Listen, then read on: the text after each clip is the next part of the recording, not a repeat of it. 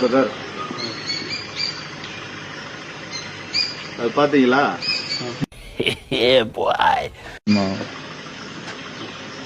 Condition terms பாத்தீங்களா?